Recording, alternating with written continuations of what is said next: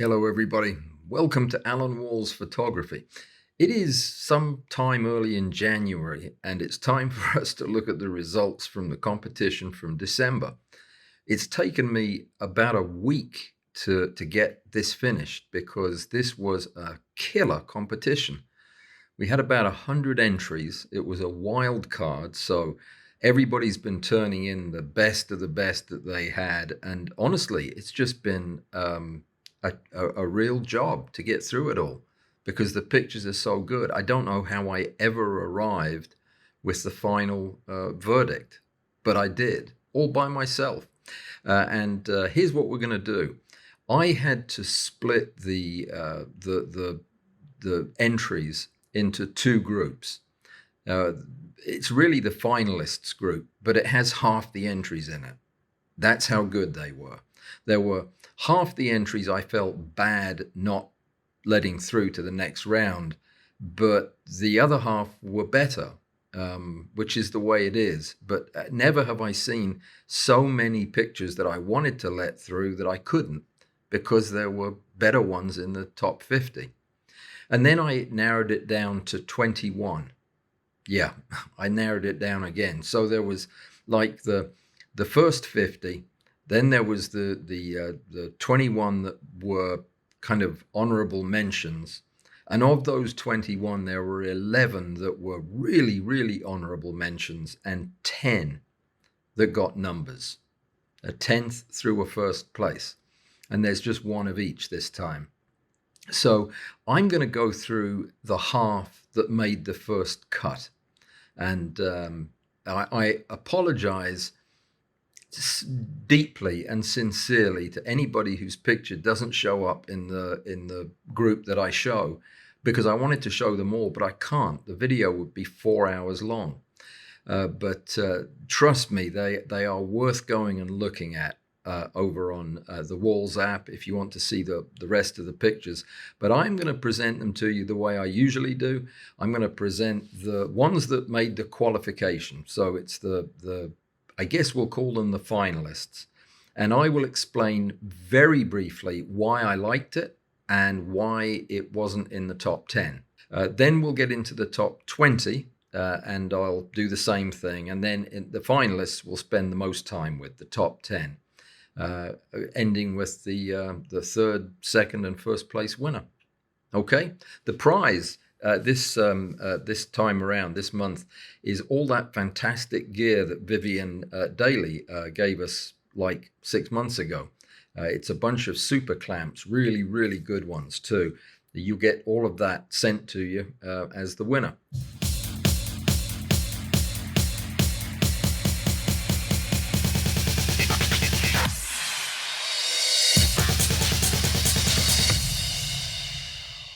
Now, as always, what I'm going to do is show the pictures in the qualification groups in no particular order. They're not necessarily in the order they came in or in alphabetical order. They are just in the only order that I could keep things straight. And I'm going to warn you right now, when I was doing this, I didn't think it would be this difficult. So I didn't keep accurate notes of what you had named each of your photographs, and I gave some of them shorter names so that I would remember them.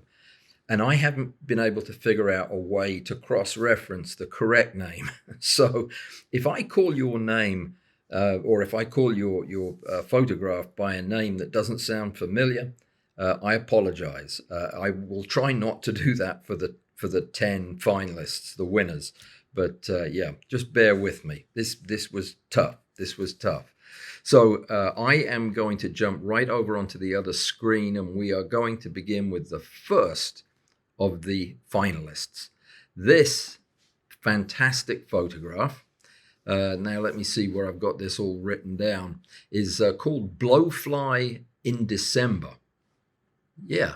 Oh, it's by Russ Richards. I can actually see it written on the thing. Maybe they'll all be like that. That would be great. This is a fantastic photograph of a fly. It's unusual. I like what he's done with the out of focus areas, and the colors are superb. The detail is spectacular. It's just a really very successful picture of a blowfly. Not normally the prettiest thing to look at, but this is a good one. And even though I suspect it's not alive, he's managed to capture the thing looking fairly alive, which is nice. Very good technical job. Like this picture. Okay, next up from Mike Olson, a moth wing. This looks like it's one of those day flying moths from the east, or possibly it's a sunset moth. I'm not really sure. He didn't say, but it was shot at 10 times magnification with a Nikon CFI plan objective, and it is stunning. It is absolutely beautiful. The colors are superb. And there is a reason that people pay tons of money to buy these moths to photograph their wings, because they are quite breathtaking. This is a particularly nice one. It's really well done. The reason it's in this group and not in the top 20 or top 10 is simply a very fine point when it comes to the saturation of the colors. They are so colorful, they look just a little unnatural, but it is a tiny step over, in my opinion. The edge of the frame, the edge of the picture, has a lot of unruly scales, which are generally speaking, when you're photographing something like this, it's nice to omit as much of the raggedy part as you can. It just makes the thing look that much cleaner. Still, fantastic photograph, and congratulations for getting into the top half. Next up, we have an altogether different look at a moth. This is a satin moth. And the detail shows the area of scales up around the head, I think, where they look a lot more like hairs, but these are also moth scales. This is just beautiful in the simplicity of the photograph and the texture that it conveys. At first, you're not sure what you're looking at. Then it looks like fur, and then you see one of the loose scales up in the right-hand side, and realize you're looking at a moth after all. And it's just beautiful. It's very cleverly done, and as an abstract type image of a moth, it's hard to beat. It's absolutely beautiful, and congratulations on being a finalist. That was, by the way, Amy Perlmutter. Did I not say that? Next up, let's see, what do we have hiding under here? This was a unique picture by somebody who makes a lot of unique pictures, and I love his style. This is Todd Becker's laser cut. Now, the reason this got my attention, the reason it made it through to the final group, is it is once again showing me something not only do I not see often, but I've never seen before. And that is a close-up look at a piece of metal that's been cut by a laser. And it was unexpected, surprising, educational, and a very cool picture to look at. Gosh, I didn't know those things were that powerful. I guess I did, but to actually see it is quite impressive. Good photograph, good concept, good idea, well executed. Congratulations for getting into the finalists. Very nice, Todd. Next. Here's one that deserves a little of a closer look. This is a portrait of a moth, a white moth or a cream-colored moth that has a terribly unfortunate name. And I am not sure if the photographer, Bart Minabo, actually made this up or if it's real. But the name of this moth is Coletes Davies anus, which just doesn't seem very respectful at the very best. But if that's a real moth name, it's probably the best Latin name for a moth I've ever seen. The reason this guy, as beautiful as he is, didn't make it through into the top 20 finalists was simply the unfortunate E version of the mouth parts. That is a big off-putter for me. There's not much you can do to help it, but if a moth is dispatched in certain ways, or any insect for that matter, it can sometimes cause the mouth parts to be everted, as you see here. It's not the most attractive look. You normally wouldn't see this in the living organism, so it kind of makes it obviously not a living organism. Even though it's a beautiful photograph, the hair has been handled professionally. It looks absolutely marvelous, except for that one thing, which kept it down in the finalist group, but not in the rarefied air of the top 10. Very nice bar. Next up, here's a beautiful photograph and just so cleverly executed. But again, it was just delightful to see something I'm not used to looking at. I still don't think I've ever seen one of these before, and I'm not exactly sure what I'm looking at, but this is apparently the egg of a slug by Emily Malmstrom. And it's fantastic. I didn't know slugs laid eggs, and if I did, I didn't know they looked like this.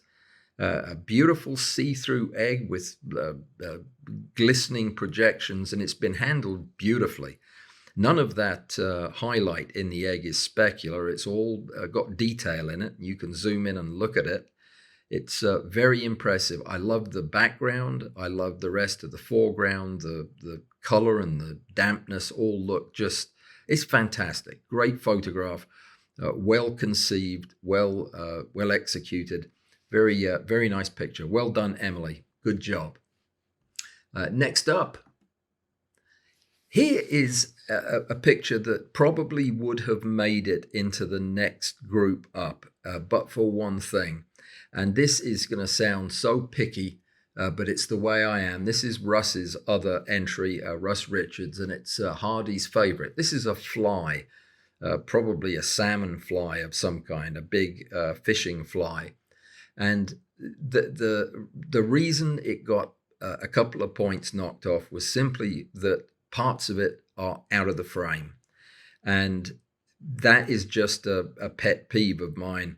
And it's so minor, I know, but it makes the thing look crowded, and it's hard for me to enjoy it as much when the image looks crowded by the frame. You can see at the top where the feathers that make up the body here are just snipped off at the top, and the bottom of the hook. Maybe we can give a pass on the bottom of the hook because it looks like all of the hooks in the picture, but the truth is, it looks jammed into the frame. This would be one where backing off a few inches and trying to capture everything would have made all the difference to me. But nevertheless, very successful picture, beautifully shot, lovely colors. Well done, Russ. That's two honorable mentions. That's always good when you can do that. So let's see what's next. Here's a beauty. This is from Klaus Gilloy. It's the Hollow World is the name of it. It's a little mushroom doing what mushrooms do, growing out of some moss. I like this. It's a very clever photograph. He's isolated the mushroom beautifully, but left enough of the interesting moss that I was peering around in here at high magnification, looking to see if any of these little things might be hitchhikers, springtails, come to check out the camera. You never know. But didn't see any. Beautiful work, though. Lovely study of a mushroom, and it looks very isolated and very eye-catching and appealing picture. Well shot. Okay, next up, we have from Lena Hjort. This is a salvia leaf, which I always want to pronounce saliva, which is wrong. And it's a very interesting hairy leaf, and this is a beautiful photograph of it. It's been backlit. You can see the way the hairs around the edges are catching the light. It's a little bit problematic that some of the detail in those hairs is lost, but also if you zoom in and look at pixels, which is something I do when I'm doing this. I can't. Oh, there we go. We lost a little bit of the detail in these transilluminated vein areas. And that is just a matter of lighting. And most of it's intact, but there are some areas where it appears to have lost the detail. All in all, though, a very successful picture, very interesting, lots of nice detail to look at. I'm not exactly sure if these are pores or not. I think they probably are. Hard to say. Could be water drops. But very nice picture. Definitely well worthy of being a finalist. Congratulations, Lena. Next up, we have, this is a beauty. This is from Jay Tillman. This is one of his Echeveria photographs, the spicy rose blooms. Now, I have seen this photograph before because Jay is somebody I work with, and I've looked at this. So I had the pleasure of having some time to look at this earlier. But the picture is pretty flawless. It's a nice dark theme. And as you zoom in, you can see a lot of detail in most of the photograph. Of course, I can't zoom in. My fingers aren't doing there we go. You can see a lot of detail in the cells and in the pollen, and it's very nice. The reason it didn't get into the top 10, I will show you in another photograph, but it's just to do with the amount of detail that you can see here compared to the amount of detail you're going to see in the other photograph. This is a very fine piece of work, and most definitely a finalist, no question about it. And it's beautifully composed, as all of his images tend to be, with lots and lots of rich detail. But I think you'll see in a second why this one is languishing back here in the second group of winners. Let's move on to the next one. Great photograph, Jay. Here's an interesting picture. This is from Nils Hagen. This is a horsetail in a pond. And for the life of me, I recognized the look of this, but I couldn't figure out what it was. It took a while to come back to me. I think we have those things in England. I'm not sure I've ever seen them over here. Probably we do. But this is the horsetail. And it has some insect wings attached to it or something like that. Lots of detail in this. And another dead insect floating in the water. Anyhow, it just was a striking contrast in color with the browns and the muted colors of the water and the interest points of the bubbles, which all look great. But this bright yellow diagonal just grabs and holds your attention. It's just an interesting, well thought out, clever photograph and well executed. Nice and sharp. Love it. Love the detail in it. Congratulations, Nils. Moving on from Ingolf Kuntz. This is a banded demoiselle. It's some kind of a coin. I don't think it's a regular German coin. No, it doesn't have enough stuff on it, but it's beautiful. I don't really have a feel for how big it is either, come to think of it. But it's lovely, as all Ingolf's photographs tend to be. He's got it exposed perfectly with lots and lots of fine detail. And this looks like an enamel type dragonfly or a damselfly on a medallion of some kind. It's very nice. Very striking, and I thought it was a pleasant change from the usual. It was Ingolf taking advantage of the wild card to put in a coin photograph. So very nice. Well done. Next up, this is an interesting photograph, and congratulations to Larry Montebello, who's fairly new to doing macro photography, and this is his first competition.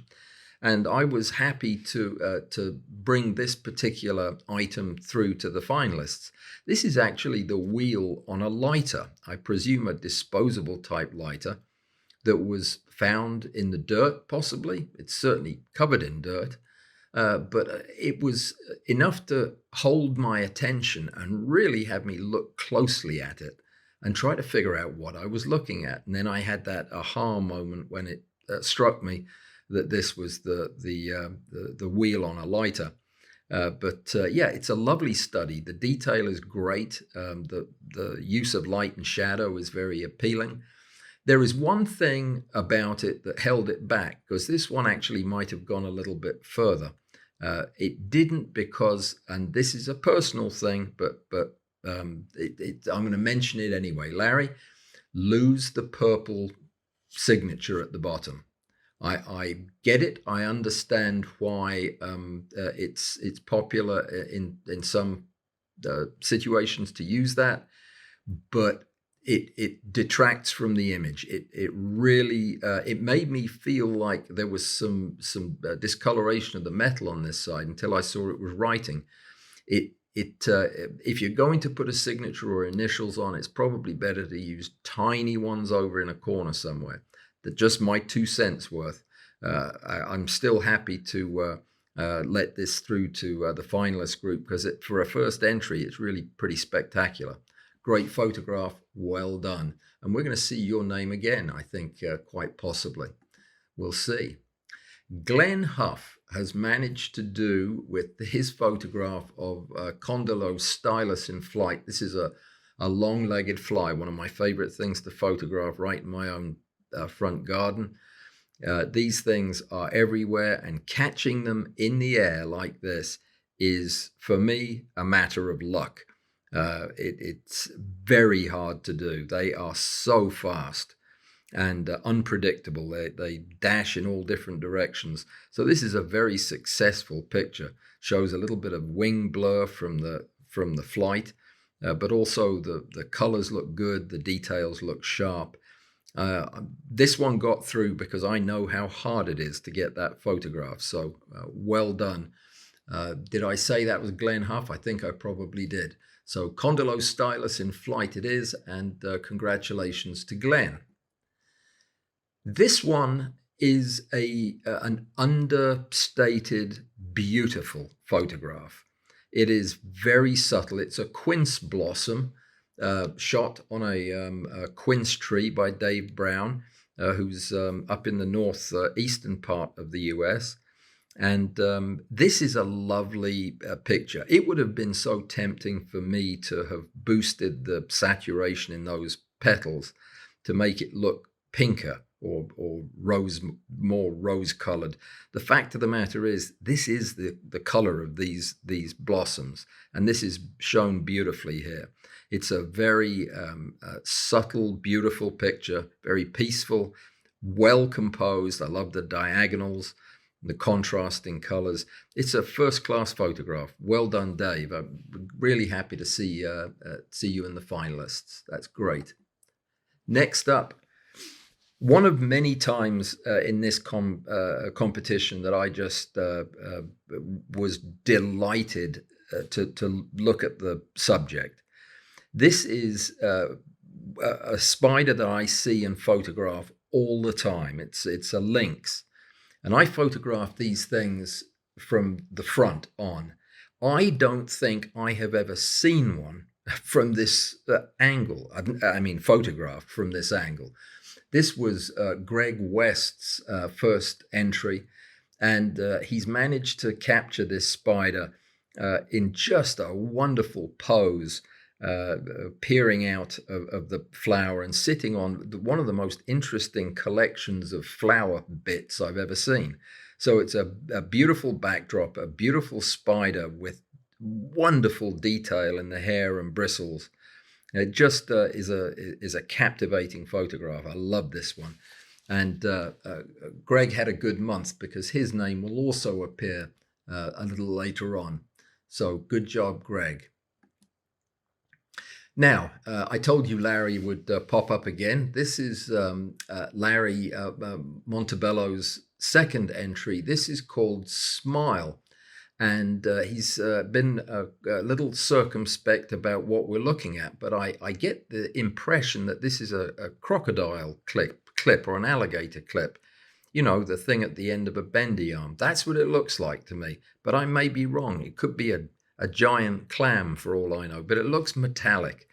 And I don't even know what this stuff is all over it, but the reflections of color is really quite captivating, and unique.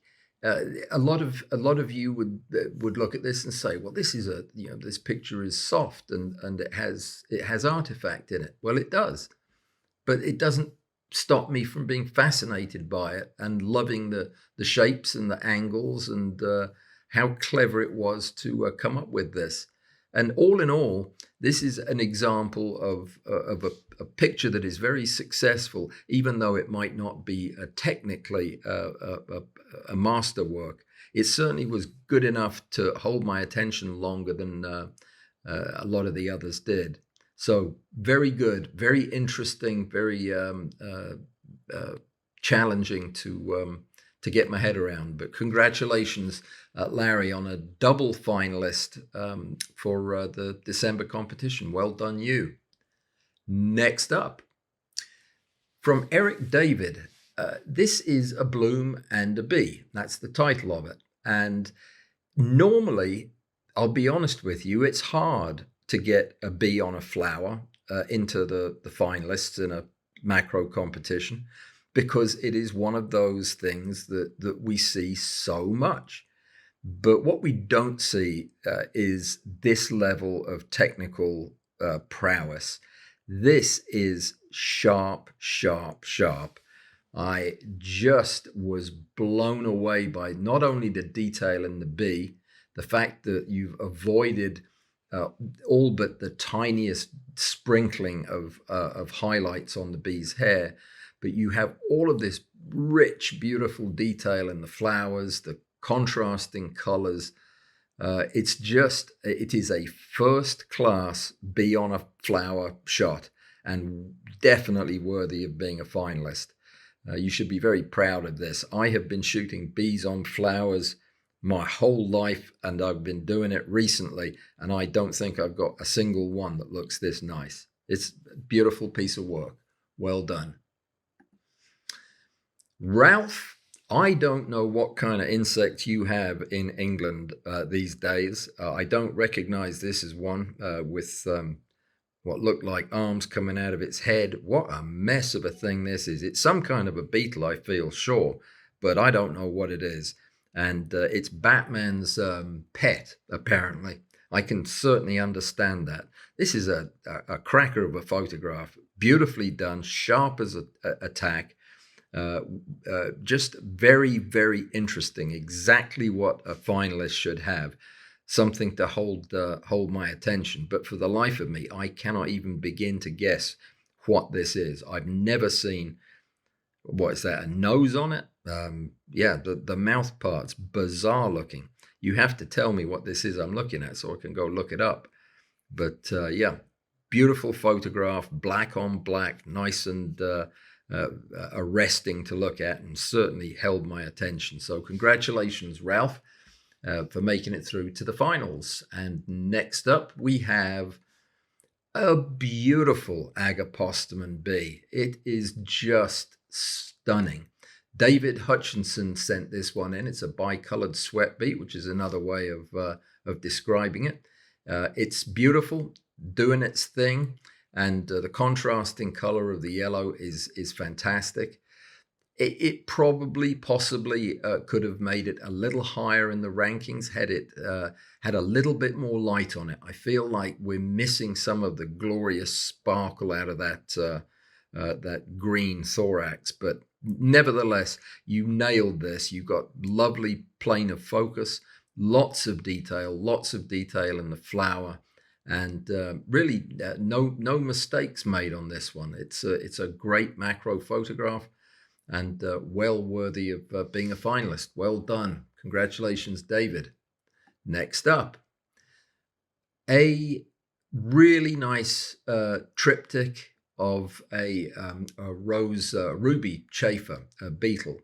This one's from Angie, of course, Angie Wallace, who I don't think had ever done or hadn't done much of the stereo stuff before last year, if I remember rightly, but you wouldn't know that from looking at these pictures. This is laid out so that you can look at this cross-eyed using the two images on the right, or you can look at it with your 3D spectacles if you look at the two on the left. But either way, it allows everybody to appreciate the depth. Now, what Angie tends to do, again, if my memory serves me correctly, is she actually shoots these in true stereo. She moves her camera for the second set of stacked images so that she has true stereo as opposed to the synthetic stereo that the Xerine Stacker program uses. Now, many people find that the synthetic stereo has a more arresting 3D-ness to the final image that you form in your brain. I tend to agree with that, but this is nicely done, and it definitely shows the depth that you'd want to see. So it's very cleverly shot, beautifully colored, lovely selection of palette. It just works really well, and as we've come to expect from Angie, always well done. So great job, Angie. Another finalist picture for you. And next up, a beautiful one that I called Froggy, but I think it's actually called the Tree Frog in a Leaf. This is a beauty from Robert Crowley. And he did a great job with this, caught the frog in a very interesting frog-like pose amidst the leaves. And he looks wet and natural, and the leaves just add that perfect balance of color to an otherwise picture that would have been a bit overwhelmingly green, I think. So this worked really well. Nice capture, sharp as a tack, the frog is. In fact, it was one of the few detractors for me was it looked almost too sharp as you get really close into the little frog's eye. And this might just be my impression, but it looked almost bordering on crispy. There's a little bit of noise in there, but that's obviously this is a nocturnal creature. You kind of expect to see that. So beautiful picture. Very successful, and well done, Robert, with another finalist. Alrighty, what's up next? Another from Glenn Huff, showing a Condylar stylus also in flight, but this time coming into land. This is not the same fly. The first flying long-legged fly was a different sex, I think, had different abdominal markings. So he's caught two of these little things flying for the same competition. Very impressive. I wonder if you have one of those insects in flight machines like I do, because you can make yours work and I can't. But this is beautiful. I love the green on green, the subtlety of it. There's lots of interest to look at. And it certainly gives a clear view of one of these things coming into land. Absolutely beautiful photograph. Well done, Glenn. So a double finalist for you too. And next, can you believe that there were 50 photographs that I had to eliminate? And they were almost as good as these ones. Unbelievable. Next up. Well, this is... I think I was the one that named it an earwig's butt, but that's what it is. It's the back end of an earwig. And I would wager you've never seen that before. Or, I mean, I've never seen it before, not in so much detail. I didn't realize that earwigs had these little skirty things around the bottom, but they do. And yeah, the pinchers look just fearsome. And it's a lovely photograph, lovely contrast of colors. Nailed it. Just a stunning picture. And did I even say who took it? It was someone with a Sony. And yeah, that's a mysterious name, but that's what he goes by. And this is a nice picture by someone with a Sony, and not the only time you will see that name in this competition. So good job with the earwig's butt. And next we have, let me see if I can find my cursor. Yeah, I told you we'd see his name again. Someone with a Sony shot this tree hopper. And this is a beautiful photograph of a beautiful insect. These things are amazing. They have developed these crazy head ornaments because they have lost, what is it they lost? Their halteres. For some reason, I read this in my insect book the other day, that the head parts of these creatures are an accessory that they have extravagantly been able to develop over eons because they didn't need some other part. I think it was their wings, the second set of wings are what they used to make their head pieces. And some of them are truly bizarre. This one's just gorgeous to look at. Lovely piece of work, lovely photograph, sharp all the way through. Well done, someone with a Sony. A very nice tree hopper. Okay, I think that might be, let me have a peek underneath here and see what's under there. No, we got another one. The next one, it's actually, it was titled Fungus or something like that, something to do with fungus, by Alan Rechtenwald. This is a great photograph, but I don't think it's a fungus, Alan. I believe it is a type of slime mold that's, it's got a name that I used to remember. It'll come to me in a minute, but I think it's a trickia, something or other, like metatrichia. Yeah, viperans or vituperans or something like that. A wasp nest slime mold, that might be accurate. Either way, I think you found a slime mold. I don't know the scale of this, but regardless, you shot it beautifully. You can see there's one of the empty spore casings there, but I'll have to defer to Alison, my expert slime mold identifier. So these do look like the spore-bearing fruiting bodies of a slime mold. But regardless, Alan, beautiful photograph. Glad to have you back in the competition, and you did good getting through to the finals right off the bat. Very nice. Moving on. The next finalist, I think there was just one more in this group. Yes, Green Fly by James Lawrence. This is lovely, and let me show you the full size of the picture. There you go. James has really captured this condylar stylus long-legged fly in a beautiful perch. This is typically what they do. They stand at the edges of leaves and look for prey. And this is a beautiful one with lots of lovely rich color in the golds and the greens. The detail's fantastic. By necessity, these are always single shot photographs. You don't get to stack them, so you got to get your depth of field just right and your focal plane just right. And that's what he's done here. Absolutely fantastic. Lots of detail. Love it. And that was James Lawrence. I think there is one more. There is. And it's from Mark. Mark Riles has this rainbow scarab beetle, which is a beauty. It's a gorgeous specimen, lovely colors. It's a dead beetle. I'm postulating that it's a dead beetle because of the way it's posed. But this is about as good a job as you're ever going to do with a not living beetle to make it look alive. I love what he's done with the middle appendage on the left and the back one lifting up as if the thing's clambering over that piece of wood. It looks believable. It really does. And the backdrop is very cleverly done.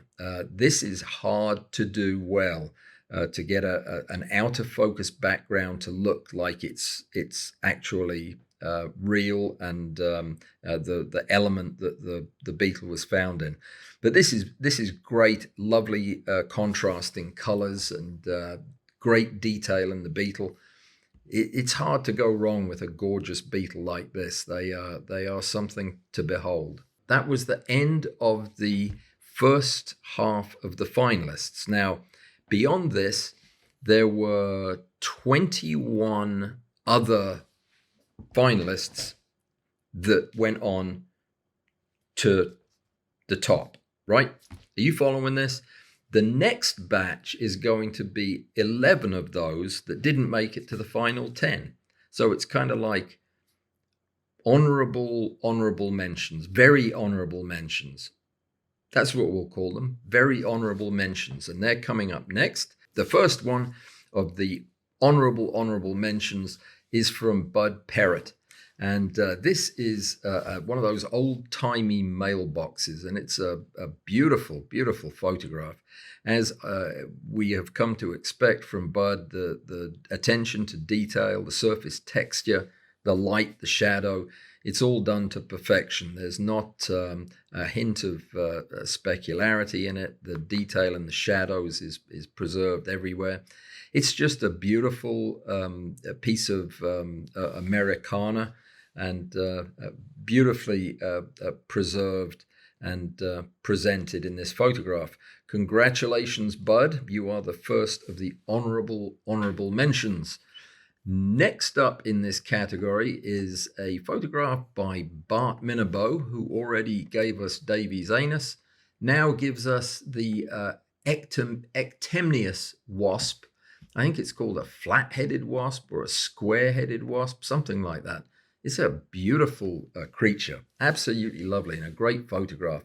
Lots of detail, very well prepared and cleaned for the photograph.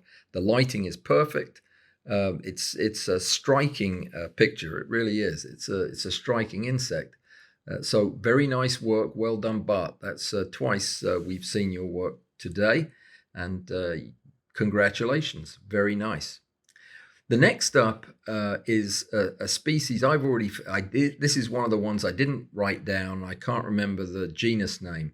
It's a spider. You probably would like to see it. So let me see if I can pull it up. Here it is, by Kyle Thomas. It is P. superciliosus. This spider is razor sharp with virtually, unbelievably little to no artifact.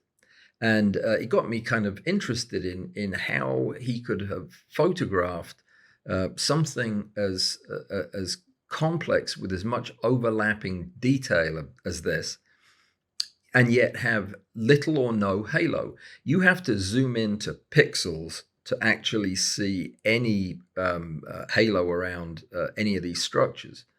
So to call it sharp is an understatement. Well, it turns out, looking at the EXIF data that was included with the photograph, this was shot on an OM1, which is suggesting to me that possibly this was actually stacked in camera.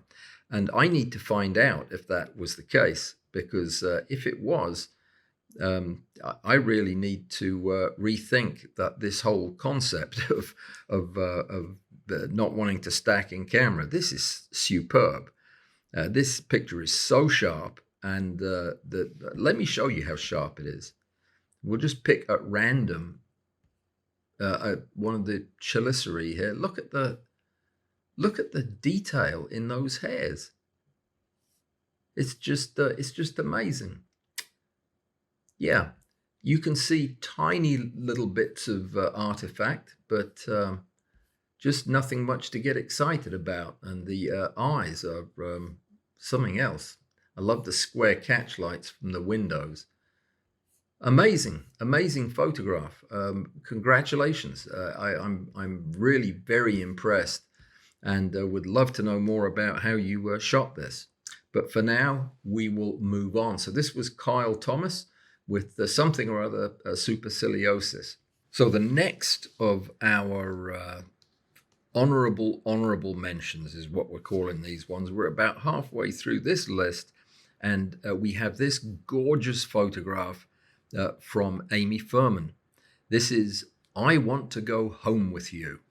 What a great title for a photograph, and that is part of the reason it made it to the honorable mentions. But most of the reason was the incredible detail that she has captured in the tips of this creature's arms.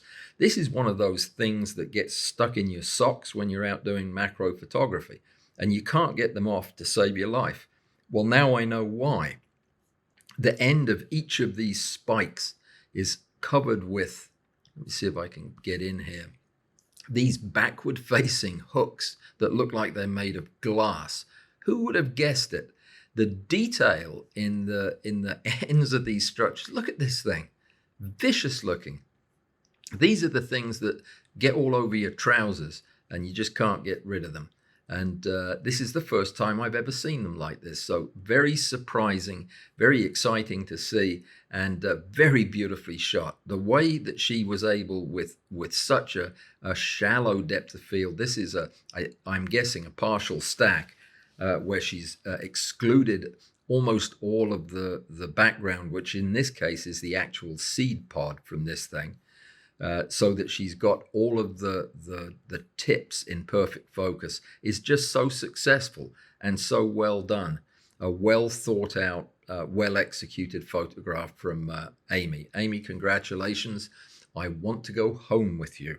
Great choice of names. Next up, another entry from Amy Perlmutter. And this is another sunset moth, only this one ticks all the boxes for me. It is beautiful, beautiful, beautiful.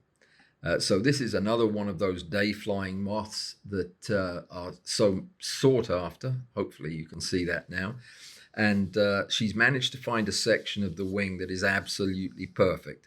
The mixture of black and colored scales, but the scales are all pointed in the same direction. You've got lots of nice detail in every one of them. There's no specularity. There's no unwanted shadow. The lighting is perfect. It's just a beautiful, pleasing photograph of a moth wing. Very well done. An honorable mention for the second entry in the competition that made the finals by Amy. Well done.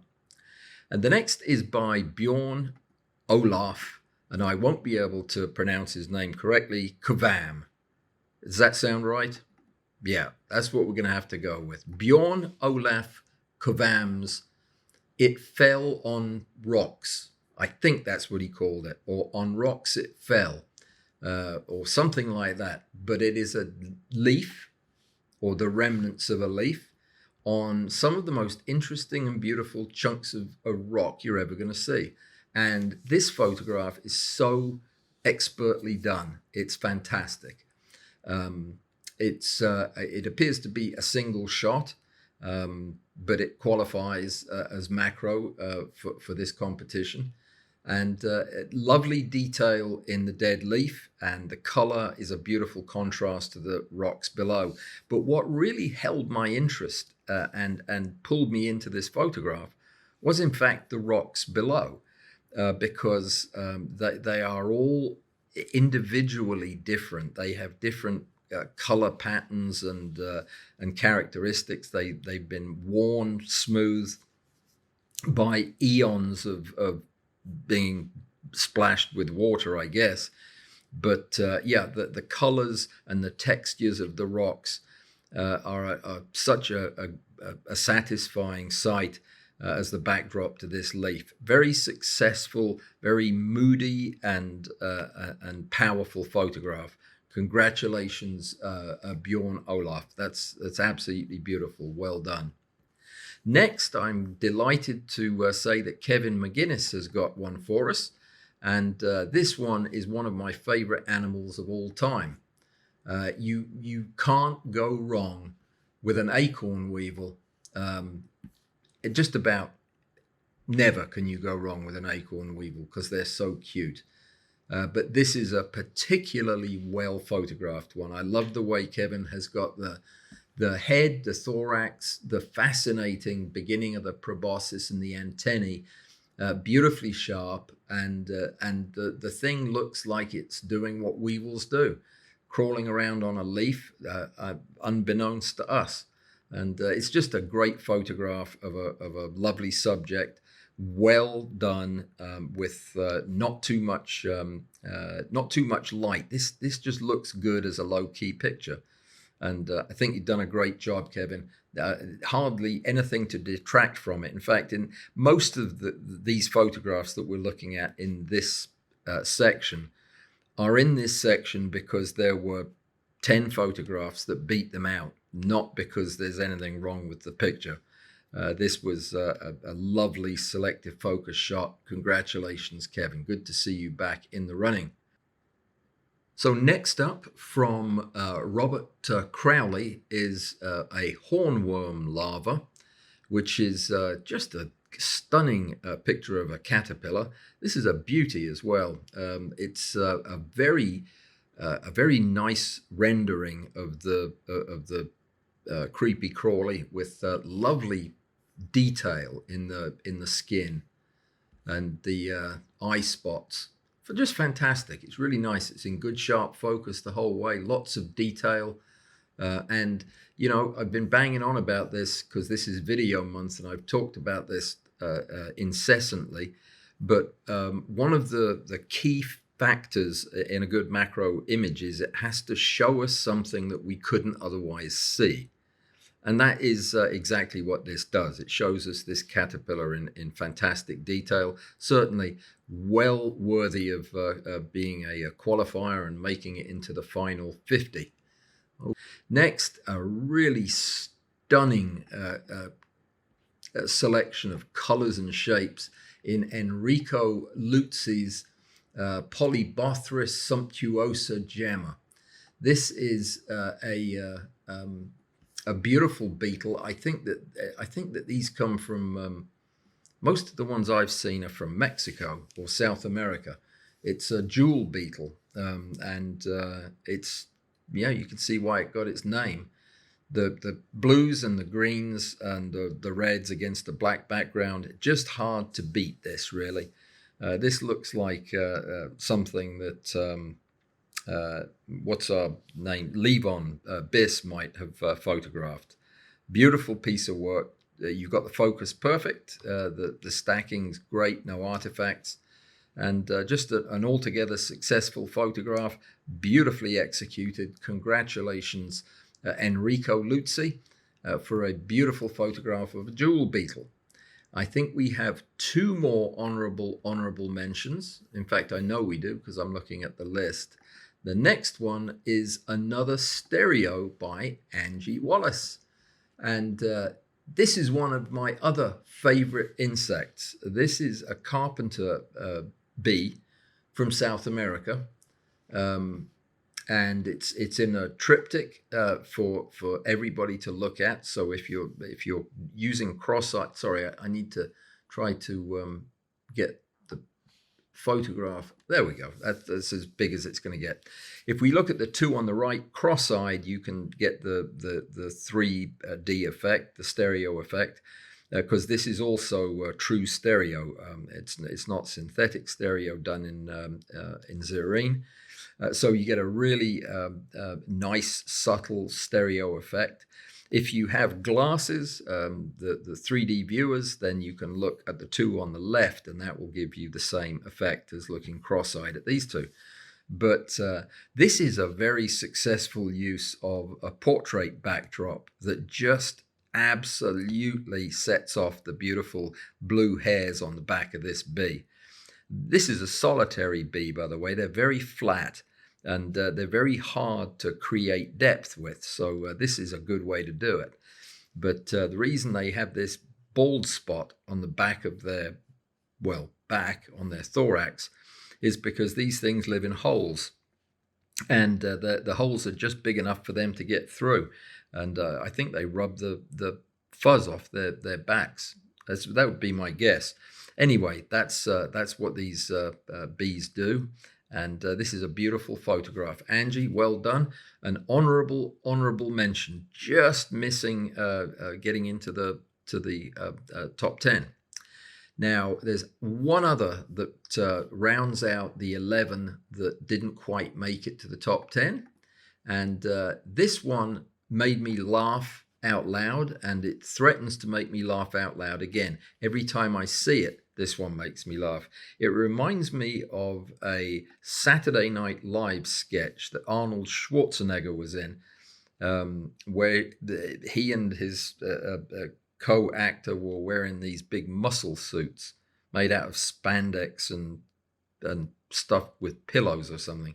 That's what this guy looks like he's got fake muscles. It's actually both sets of his forelimbs are making them look extremely fat. It's actually two sets of limbs on either side.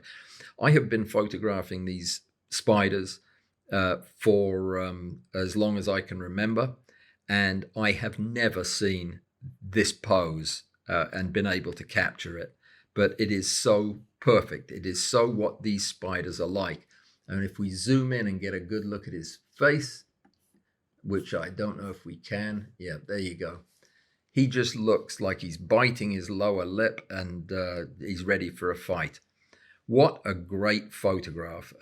Fantastic use of the same plant that you had in your first picture of a lynx spider. So this is another great spider shot by Greg West. Greg, congratulations on making the finalists with 2 spiders, both of which are about as unique and exciting a spider photograph as I've seen in quite a long time. That's 3 stunning spiders in this competition, and that is really saying something. I'm going to clear these images off the screen so that we can get to the final 10. Now, the final 10 are actually in order. They're going to be numbered from 10 to 1, and I'm going to go through them in that order until we get to the final winning photograph. So as December's results continue, sorry for looking away from you while I'm talking to you, but I don't want to press the wrong button. You know how I can do that. So here we are with the top 10, and coming in at number 10, I don't remember who it is who's coming in at number 10. Let me see if I can see. I lettered them so that I could keep them in order.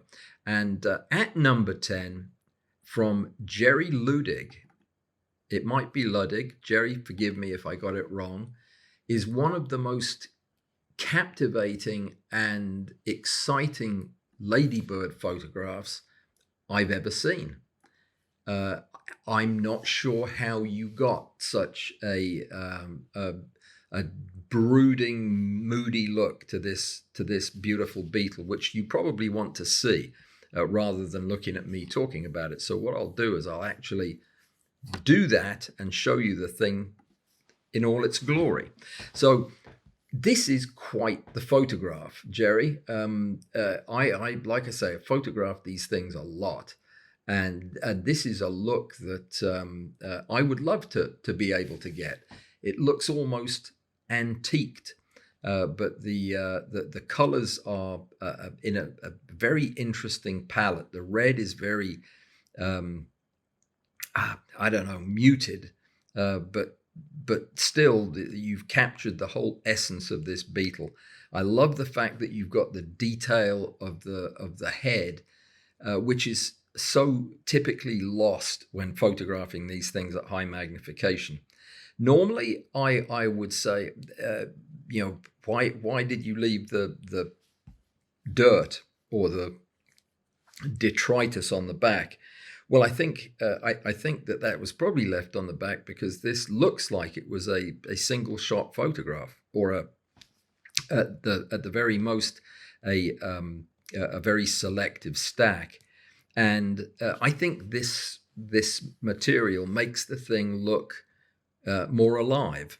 If it is alive, and this is an actual living ladybird, I don't know how you got it to stay still, but congratulations. And if it's not, if it's a harvested specimen, you've made it look very much alive, and that is a real challenge to do. Either way, you're in the final top 10 at number 10. Congratulations, Jerry. This was a great photograph. Right, number 9 is my friend Robert has managed to take a photograph that I have tried to take many times and just haven't been able to pull off, like like Robert did. This is the oculus, one of the simple eyes of a carpenter bee. It's shot at 20 times magnification using the Oregon system from Laowa. And this is a very, very good photograph. I have tried very hard to take a photograph this good of these eyes, because they're so fascinating. I've got a few decent ones, but none that show the detail in the keratin integument like this. Just an all-round great photograph, Robert. You did well, and we're at number 9 in the top 10 of the biggest competition we've had yet. So congratulations to you. Next up, in 8th place, is one of the most awesome pictures of an ambush bug that I've ever seen. This is another one of the things I like to photograph. This is by Dave Brown, his second finalist entry in the competition this month. I'm having trouble getting this to enlarge. This is a beautiful photograph and irresistible for a number of reasons. First of all, this insect is known as one of the true masters of disguise. So this must have been one of his less stellar days as a disguise artist, because even I can see that thing hiding behind that plant. So this was funny as all get out to look at. I spent days last summer standing in bushes trying to find these things, even though there were hundreds of them. I just couldn't see them because they look exactly like the goldenrod that they live in. This guy does not look anything like the purple flowers that he lives in. It's a wonder he's not been eaten himself. But the other thing I love about these bugs is that little pupillary dot that they have in their eye that always makes them look surprised at being caught on camera. And that's exactly what this guy looks like. It's, whoa, I didn't think you'd see me. He's caught red-handed, and he's waiting there, of course, for a bee to come by, and he'll snag him with these big grabbers and just eat him right there on the spot. These are one of my favorite insects to photograph, and this is definitely one of the most appealing shots of this guy that I've ever seen. So, Dave, congratulations. You guys really upped the game in this competition. It makes me want to do wild card every month, but I simply wouldn't have time to judge them. It would be the only job I'd have. All right, somehow I seem to have lost. No, I didn't. There it is. I was looking for the 7th place, and here it is. It's from Alan Lyle, and this is a Carolina sphinx moth larva. It's a caterpillar, of course, and let me get it a little larger. This is about as close to a cliche in macro photography as you're going to get. This is a pose on a caterpillar that has been done over and over again. But I'll tell you what, I haven't seen it done this well much, if ever. This is a beautiful photograph. It really, it's clever to shoot it from below, makes it look bigger and more imposing than it is, though it doesn't need a lot of help. The detail throughout is perfect. The focus is superb. You can see the soft texture of the thing, which looks a lot like the skin of the tomatoes that it's growing on the vine of. Lovely detail in the arms and the eye spots. Sharp as can be. It's a cracking good shot from stem to stern. Love it, love it, love it. And definitely worthy of the 7th place in the December competition, which, by the way, was the highest quality of photographs I've seen by quite a long way. Number 6 is by Rashad Azumalti or Azumaiti. I'm sorry for being terrible with your name there, Rashad, but this is leafcutter bees, and another delightful surprise for me, because I have never seen bees at rest like this. In fact, yeah, I've never seen anything do this. I'm trying to get the picture to enlarge. Hang on just a second. There we go. So this is 4 of these leafcutter bees. They're hanging onto this little vine with their mouth parts and asleep. I mean, who could have imagined that? What a great photograph. It's a shame that, and I don't know what the circumstance under which you shot this was, whether you had the time or the ability to do it, but I wish the other 3 guys, well, he's in good focus. I wish these 2 were in slightly sharper focus, just so I could see more of the detail. But the star of the show right here is in nice sharp focus. It's a very surprising, enjoyable photograph that just, I've come back to this one dozens of times to look at it. It's a tad on the dark side, but with the bees and everything being asleep, it's probably because it's late in the day or early in the morning. But the backdrop is good and interesting and contrasts well with the reddish wings. I love the water drops, dewdrops possibly, that are on the vine and on the bees. So this is a beauty, and it was just a couple of little things holding it back from making it further up the list. But 6th place is not bad at all. So that's from Rashad Aslu Marti. Is that better? Al-Sumati. Yeah, that sounds even better. Let's go with Rashad Al-Sumati. Lovely shot of leafcutter bees. In, where are we? 5th place.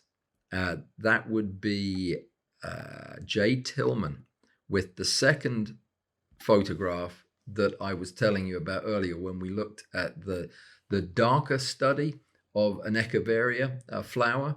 This is a much lighter, more cheerful study of a different species of Echeveria. This is the gyro hybrid, and several blooms of that flower. Now, the reason this one is in 5th place over the other one, when you may think that they look fairly similar, is all about the detail at the level of the individual plant cells that, if I can get it to zoom in, I will show you. This is quite remarkable, how much incredible detail is shown in these various structures. These succulents tend to have transparent cells in the outer surface, but you can see the individual stoma here, stomata, I should say. Just tremendous detail. And yeah, it continues all the way up. You can see where it's a little more translucent. You can see the stomata showing through. Look at these water drops on the ends of the anthers, I guess. Just fantastic, showing reflections of the plant. This one just held my interest a lot longer, and it was hard to tear myself away from it. So just a great shot, and expertly done by Jay Tillman. I was just looking at something there. There was something else I was going to show you, but I can't find it. This I have learned from Jay. This white material is a waxy material that these flowers create to protect, presumably, their delicate surface. And it's apparently, Echeveria has a lot of it all over the place. But yeah, fantastic photograph.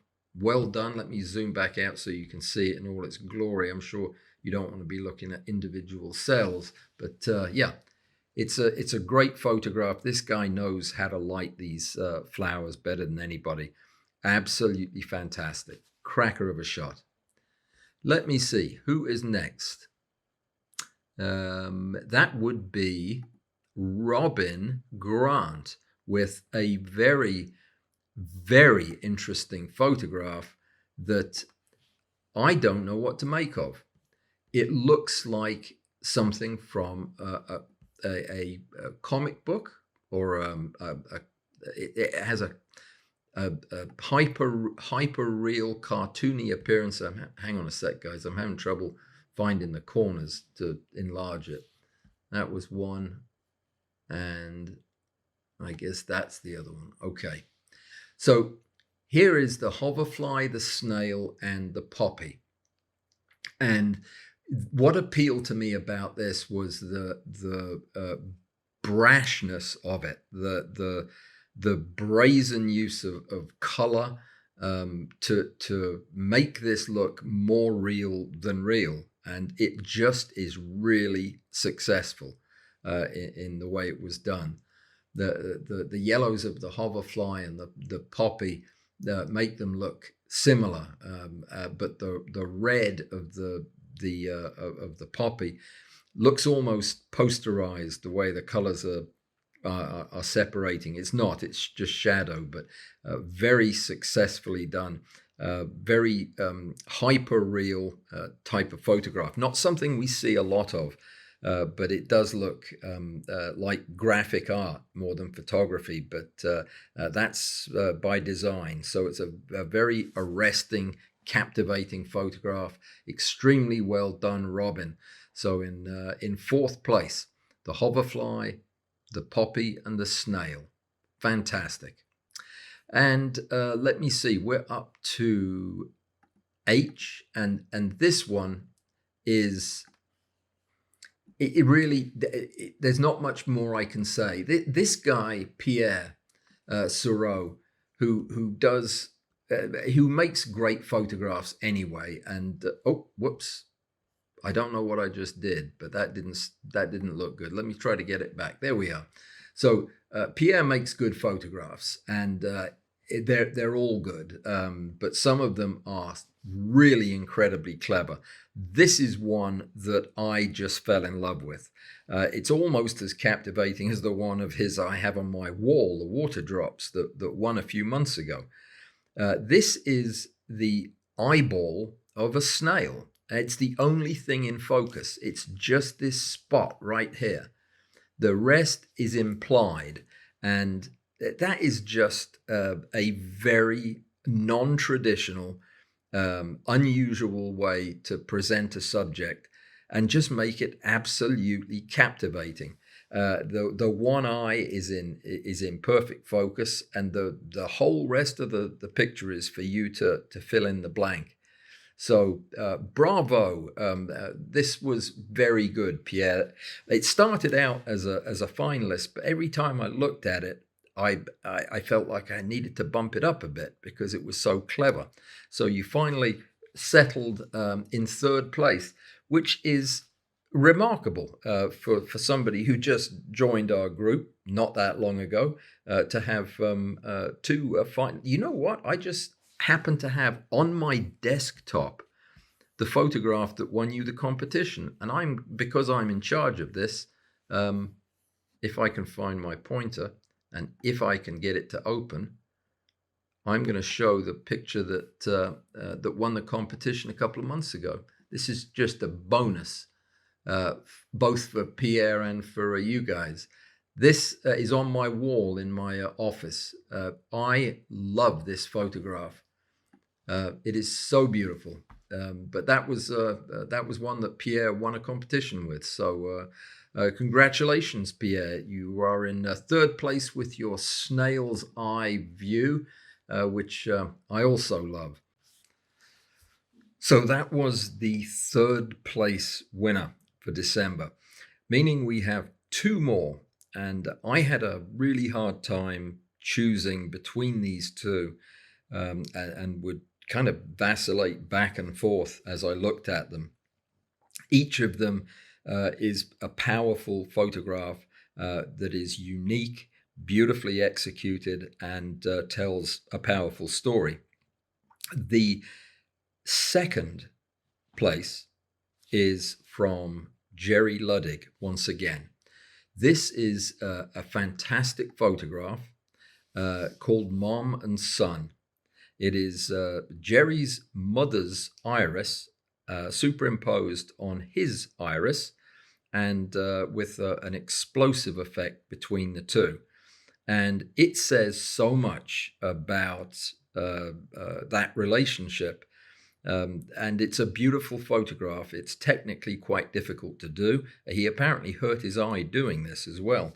Yeah, right. That's good for you, Jerry, sacrificing an eye for the cause. But yeah, absolutely fantastic photograph. Very clever, very inspired. The first time I saw this was late at night, the night of the competition closed, and I was exhausted and had been working all day when I first saw it, and it was emotionally impactful for me in many different ways. But part of the reason was, as tired as I was imagining all kinds of things in this blended zone. Now you create this pattern of disruption in Photoshop. It's not easy to do well, but it does result in all kinds of patterns that are very easy for a human brain to recognize as shapes and forms. And I was busy doing that while I was looking at this photograph. And for whatever reason, it just pulled me in. And this area is done so well and so cleverly blending the colors of the two irises that, yeah, I just was drawn into it. The overall effect is quite unique and something I've never seen attempted before. So there's a lot that goes into having the nerve to try something very different like this. So as good as this image was, it was still number 2 because there was a number 1, and the winner from December's competition, and rightfully so, in my opinion. Of course, that would be my opinion because I was the judge. The winner is Daniel Stanifer with A Broken Promise. And what a powerful image this is. It's a brilliantly clever and just flawlessly executed story of what? We don't know. We're not told. But we have an engagement ring that appears to have been badly damaged. Don't know why. It could be anything. But the diamond has been dislodged from the crown of the ring. The ring is bent and squashed. Was there a finger in there when the ring was damaged? Was this an act of violence on the ring by a jealous husband or a rabid dog? We don't know. We don't know what it was that caused this stone to get pulled from its setting. But we have a photograph that clearly shows this engagement ring, this beautiful band of gold with all the surface texture, the trauma that's been done to the setting, and the flawless diamond, apparently uninjured in the event, which somehow manages to capture all the light and reflect lots of the blue, yet doesn't have a hint of specularity about it. So this is a very difficult photograph to pull off, and it has been done to perfection. And it carries with it such a weight of storyline. It demands one's attention. You just can't look at this without falling into the story and filling in the blanks. It's a beautiful photograph and a worthy winner of what must be the toughest competition we've had by a long way since I've been doing this. And it's been a couple of years now. These have been getting tougher and tougher, but this month of December, If you have not gone and looked at the other entries, please do, because there is nothing separating the 100 photographs. Really nothing. It is almost just down to a matter of what I find appealing, because they were all so good.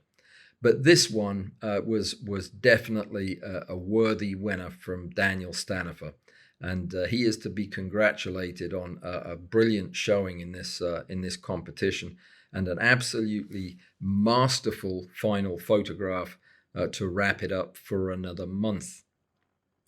We are done with December, which means it's time to move on to January, which is where we are now.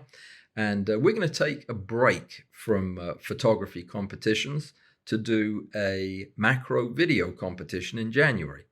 I'll give you details of that during the next couple of live streams, so that you can know what to prepare for, and how to prepare your clips and get them to me and all that. And we will talk about that at some length in the live streams.